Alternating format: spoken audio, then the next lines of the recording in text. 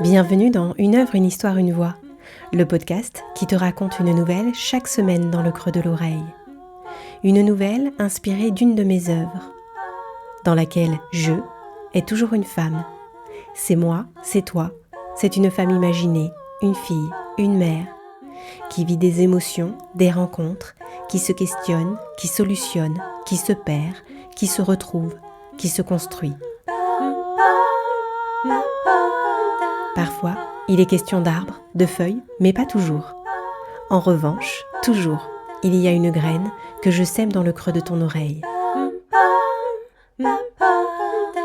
Je suis la fille et l'oiseau, et il est temps de laisser place à l'histoire.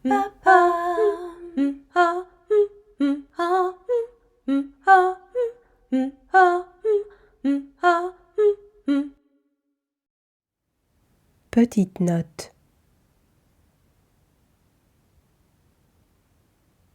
Les yeux fermés, j'attends.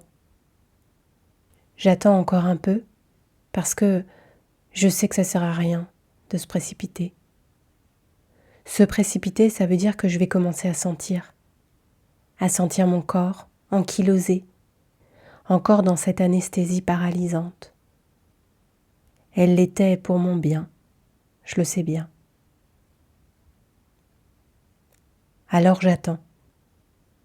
J'essaye d'écarter les sensations de chaud, d'étouffement qui montent. Je me concentre sur le son, les bruits. Ça bip autour de moi, plusieurs bips, plutôt réguliers.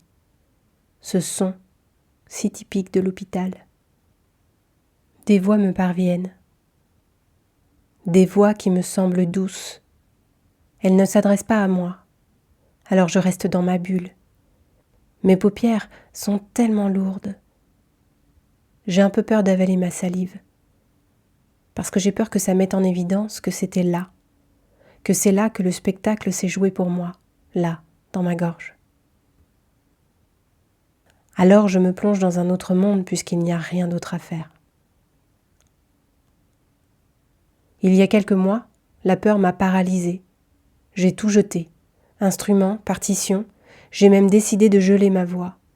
J'ai arrêté tout ce qui me faisait vibrer du dedans comme du dehors. C'est fou ce que la peur nous fait faire.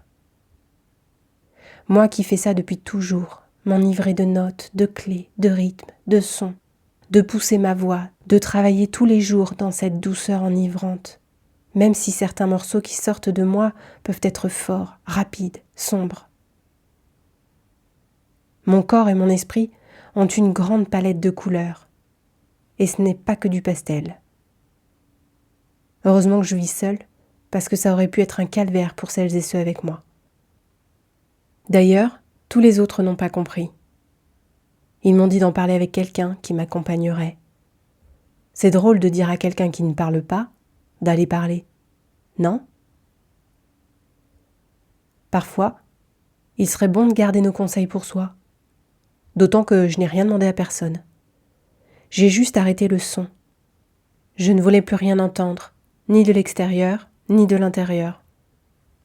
Même mes gargouillis de ventre m'ont dérangé.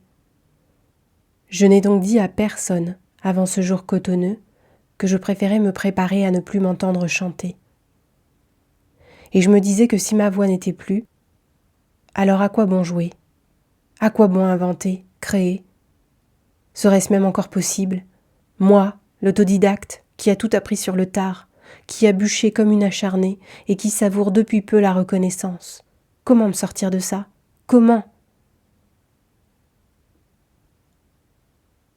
En y pensant, je sens ma gorge se serrer, et je sais que ce n'est pas le bon moment, parce que là, dans ma gorge, il y a eu trop de mains, trop d'ouvertures, trop de coupes. Mes tissus sont trop à vif pour supporter en plus une émotion. Alors je me concentre sur ma respiration. Et là, j'entends un son, une mélodie, quelque chose que je connais bien, mais je ne m'attendais pas à cette intrusion. Ça me fait ouvrir les yeux presque trop vite. Je me fais aveugler d'avoir tout ce blanc lumineux qui arrive d'un coup. Je m'habitue, puis regarde un peu partout pour chercher d'où vient cette intrusion. Sans résultat. Me voyant les yeux ouverts, quelqu'un s'approche. « Comment vous sentez-vous ? Vous pouvez éteindre la musique ?» C'est une voix rocailleuse qui est sortie toute seule. Dans l'urgence, je n'y ai plus pensé. Dans le fond, je sais que c'était la mienne. « Il n'y a aucune musique, madame. »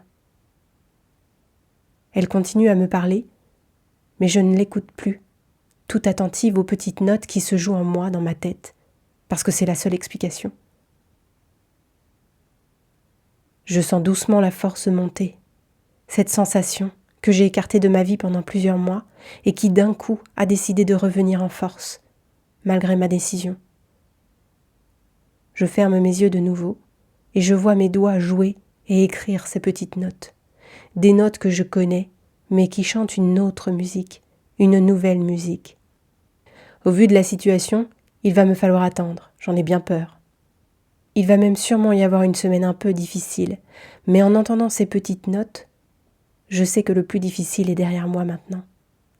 Je sens cette vague de chaleur et de bonheur occuper cet espace resté si froid ces derniers mois. J'ai presque l'impression que tout circule, tout pulse en moi. Lorsque le brancard se met à bouger, je suis déjà loin dans mon esprit, en train de composer ma prochaine symphonie.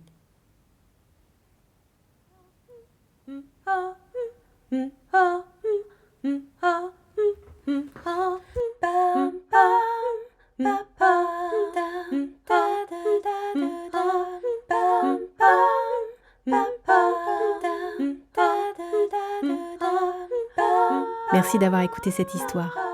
Si la petite graine déposée dans le creux de ton oreille a germé en toi, alors je te laisse me le raconter en commentaire, par mail, sur les réseaux, sur le support de ton choix. Et je te donne rendez-vous mardi prochain pour une nouvelle histoire poétique et inspirante. C'était Une œuvre, une histoire, une voix par La Fille et l'Oiseau.